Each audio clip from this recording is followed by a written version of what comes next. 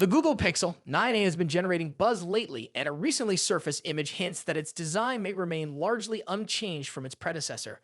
One of the key compromises Google made with the previous model was the screen to body ratio. To keep the cost below 500 United States dollars, the device featured slightly thicker borders around the display, making the screen feel a bit less immersive. Based on this new leak, it seems like Google is continuing with the same approach, focusing on affordability rather than drastic design changes. The leaked image appears to be an official promotional render, but due to its low quality, some finer details are hard to make out. However, certain aspects stand out. The overall shape of the phone closely resembles other models in the lineup, such as the Pixel 9 and Pixel 9 Pro, featuring rounded corners and a design language that fits seamlessly into Google's ecosystem. A noticeable difference is the front camera, which appears slightly larger than before. Additionally, antenna lines are visible along the edges, which suggests that Google might be refining connectivity features. One curious detail in the leak is the wallpaper shown on the display. It seems to be from a new collection that has not yet been seen on any current models in the Pixel 9 series. While this might not seem significant, Google often introduces new wallpapers alongside fresh hardware releases. The home screen layout, controlled by the Pixel launcher, appears to remain the same, which is expected since major software updates typically arrive with flagship launches and new Android versions rather than mid-range releases. Although the image quality makes it difficult to determine precise measurements, the display borders on the left, right, and bottom seem to be consistent in size. However, the top border appears to be slightly thicker. If this leak is accurate, it suggests that Google is maintaining the same display design philosophy used in previous mid-range models. For reference, the Pixel 8 had a screen-to-body ratio of approximately 81.6%. In comparison, premium smartphones often push this ratio much higher. Devices like the iPhone 16 Pro Max achieve around 91.4%, while the Samsung Galaxy S25 Ultra reaches approximately 92.5%. These higher-end devices minimize screen borders to enhance the viewing experience, but Google seems to be focusing more on offering an affordable alternative rather than chasing premium aesthetics. This strategy aligns with Google's approach for its mid-range lineup.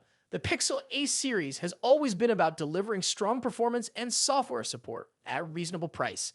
While some users might wish for thinner display borders, others will appreciate the balance between cost savings and long-term usability.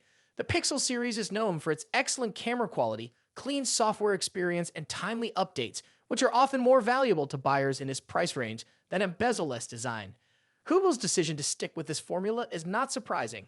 The previous models in this lineup have consistently been well received, providing a solid experience without the high price tag of flagship phones. If the Pixel 9 follows the same pattern, it is likely to be another competitive option for those looking for a budget-friendly smartphone with premium software and camera capabilities. While the lack of major design changes might be disappointing to some, others will find comfort in knowing that Google is continuing to prioritize reliability and affordability. As more leaks and official details emerge, a clearer picture of what to expect from the Pixel 9a will develop. Until then, this new leak suggests that Google is playing it safe, refining an already successful formula rather than making drastic changes. If this strategy continues to work, the Pixel 9a could become another go-to option for users who want a dependable smartphone without spending a fortune. If you enjoyed this update, consider subscribing to stay informed about the latest technology news and upcoming releases. Your support helps keep these updates coming, and we look forward to sharing more with you soon. Why did Samsung decide against using its most advanced 200-megapixel ISOCELL HP9 sensor in the Galaxy S25 Ultra? Many would expect the company to equip its top-tier smartphone with the best camera hardware it has ever developed. After all, this high-end sensor is not only a Samsung innovation, but is also being used by other smartphone brands. Yet, when it came to its own flagship device, Samsung made a different choice. This decision has raised questions among tech enthusiasts, but there are solid reasons behind it. One of the biggest factors influencing this move is Samsung's market position. While some competing brands have adopted the ISOCELL HP9 sensor in their premium models, these devices have not seen massive success in terms of sales. They serve more as showcases for cutting-edge technology rather than mainstream bestsellers. On the other hand, Samsung's Galaxy S Ultra series consistently dominates the high-end smartphone market, making it unnecessary for the company to follow trends just for the sake of it. Unlike smaller brands that need to differentiate themselves with hardware upgrades, Samsung already has a strong presence, allowing it to focus on a balanced approach that prioritizes user experience over raw specifications. Another major reason is design practicality. The ISOCELL HP9 sensor is significantly thicker than the one used in the Galaxy S25 Ultra. including it would have required major design modifications, potentially resulting in a bulkier and less ergonomic device. While some companies emphasize hardware upgrades by adding larger camera modules, Samsung has taken a different route. The company aims to maintain a sleek and premium design that does not compromise on usability. A thinner, well-integrated sensor helps achieve this goal without making the device unwieldy. Beyond hardware, Samsung has been placing a strong emphasis on software optimization. Over the past few years, the company has invested heavily in artificial intelligence to improve image processing, enhance computational photography, and optimize overall camera performance. Instead of relying solely on larger sensors to produce better images, Samsung is refining its software to extract the best possible results from the available hardware. This strategy allows for better dynamic range, improved little light photography, and overall enhanced image quality without the need for physically larger camera components. Samsung's long-term vision also plays a key role in this decision. The company has been shifting its focus towards a seamless user experience that combines powerful hardware with intuitive software.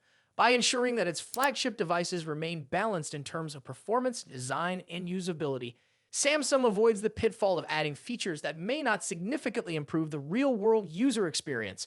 A well-optimized system, rather than just high numbers on a spec sheet, is what most consumers ultimately benefit from.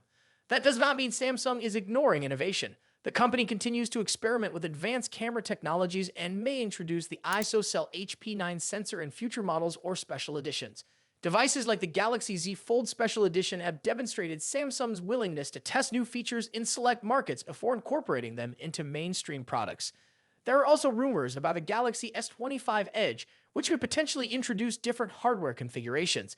However, for its primary flagship lineup, Samsung is following a carefully planned strategy that ensures a well-rounded smartphone experience rather than chasing extreme hardware upgrades.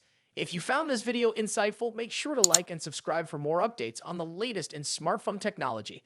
Thanks for watching, and we will see you in the next video. Why would Samsung make its new flagship weaker than last year's model? That's what a lot of people are asking after durability tests showed that the Galaxy S25 Ultra is more prone to scratches than the S24 Ultra. But before jumping to conclusions, let's take a closer look at why Samsung might have made this decision and whether it's actually a good thing. What the tests show. Durability tests usually include a scratch resistance test, where different levels of sharpness are used to see when a phone's screen starts to get marked. Most flagship phones begin showing scratches at level 6, with deeper marks at level 7. Last year, the Galaxy S24 Ultra surprised everyone by holding up until level 7, which meant it was one of the most scratch-resistant Samsung phones ever. But now, with the S25 Ultra, things have gone back to level 6, making people wonder if Samsung downgraded the screen quality. The trade-off between scratch resistance and durability. At first, this seems like a strange decision, but there's a good reason behind it: drop protection. When glass is made more scratch resistant, it also becomes harder and more brittle. That means if you drop your phone, it's more likely to shatter. On the other hand, a screen that's softer and less resistant to scratches is less likely to break on impact. Samsung might have realized that most users aren't scratching their screens often, but a lot of people are dropping their phones. Plus, many people use screen protectors, which already add extra scratch protection. What this means for you. So, is this a bad thing?